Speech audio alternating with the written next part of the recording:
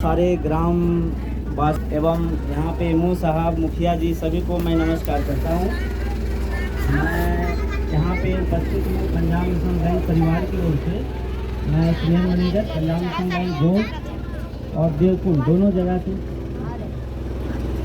तो यहाँ पे हमें बैंक की पॉलिसी के बारे में कुछ जानकारी देने के लिए कहा गया है। इससे पहले जो हमारे भारत सरकार के द्वारा विकसित भारत संकल्प यात्रा चलाया जा रहा है उसको थोड़ा सा मैं ब्रीफ करता हूँ। हमारे भारत सरकार प्रधानमंत्री का एक लक्ष्य है कि 2047 तक हम अपने देश को विकसित भारत देश के रूप में जानना चाहते हैं, उस श्रेणी में लाना चाहते हैं कि भारत भी एक विकसित देश हो। तो इसके लिए सर्वप्रथम उनका जो सोच है, इतना अच्छा सोच है कि हम कैसे विकसित भारत बन सकते हैं, हमारा देश कैसे बन सकता है। तो इसी के माध्यम से आप लोगों तक सरकार के द्वारा चलाए जाने वाला पॉलिसी आपको बेनिफिट की जानकारी जब तक आपको नहीं होगा तब तक हम कैसे विकसित हो सकते हैं। गांव के हर एक जनमानस को सरकार के द्वारा दिए जाए वाला योजनाओं की जानकारी होगी। जब जानकारी होगी तो हम बैंक के माध्यम से, ब्लॉक के माध्यम से, डिस्ट्रिक्ट के माध्यम से और हम अपने ग्रामवासी जो छोटे छोटे जैसे पंचायत लेवल पर मुखिया होते हैं, सरपंच होते हैं और उससे आगे विधायक होते हैं, एमपी होते हैं, उनके माध्यम से हम अपने तक उस पॉलिसी को ला सकते हैं, उसके बेनिफिट ले सकते हैं। तो इस बात में के लिए तो बहुत सारे लोग बताएंगे, पर फर्स्ट ऑफ ऑल मेरी जो यहाँ पर बताने की है बैंक की है। तो बैंक के लिए जो हमने बताने के लिए जा रहा हूँ, सबसे पहले यहाँ हम यह आग्रह करते हैं कि जितने माताएं बहन हैं, भाई बहन जो भी हैं हमारे, मैं उनसे आग्रह करता हूँ कि प्रधानमंत्री के द्वारा, भारत सरकार के द्वारा बैंकों के माध्यम से 3 पॉलिसी चलाए गए हैं। पहला है सुरक्षा बीमा योजना, जिसके बारे में अभी राजीव जी बता भी रहे थे कि सुरक्षा बीमा योजना जो है साल में एक बार कटते हैं 20 रुपया, लेकिन उस 20 रुपया से हमें क्या लाभ होता है उसी को बताना है, उसी को बारे में जानना है। ये एक्सीडेंटल इंश्योरेंस होता है जिसके माध्यम से कि हमारे परिवार को किसी दुर्घटनाग्रस्त होने पर, मतलब आपातकालीन स्थिति में बैंक के माध्यम से दिया जाता है।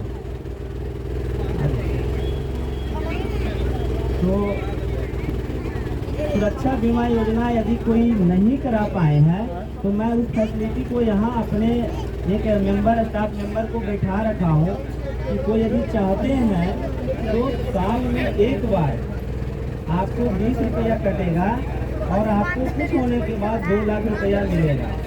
और इस 2 लाख के लिए बैंक से संपर्क करना पड़ेगा। तो आप लोग को जानकारी होगा तब ना, इसी को जानकारी देने के लिए।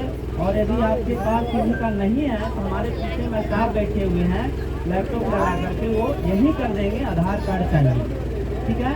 दूसरी जो पॉलिसी है जीवन ज्योति योजना के तहत, उसमें 436 रुपया कटता है, वो भी इंश्योरेंस पॉलिसी है।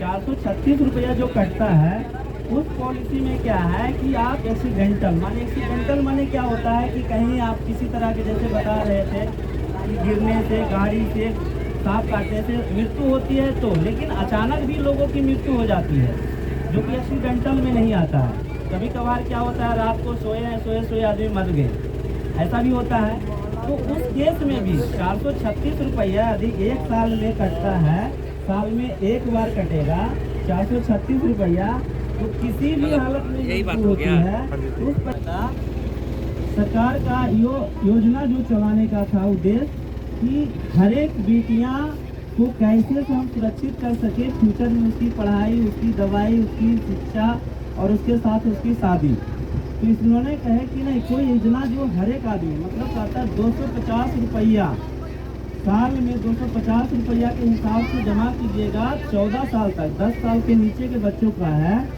तो वो पॉलिसी मैक्सिमम 1.5 लाख रुपया है। एक साल में 1.5 लाख रुपया जमा करना है और मिनिमम है 250 रुपया।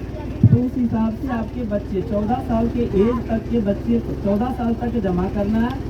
18 पहले था कि 10 साल के बाद स्वास्थ्य संचालन कर सकते हैं, लेकिन चेंज हो गई है। अभी 18 साल के बाद लड़के वो उसमें अपने संचालन कर सकते हैं, उनकी पढ़ाई के लिए दवाई के लिए या शादी के लिए उससे पैसा निकाल सकते हैं। मैच्योरिटी जो वैल्यू है उस सुकन्या समृद्धि योजना से 21 साल के बाद वो मैच्योर हो जाएगा, विथ ब्याज के साथ आपको उसमें पैसा मिलेगा जो आपके बच्चे के लिए।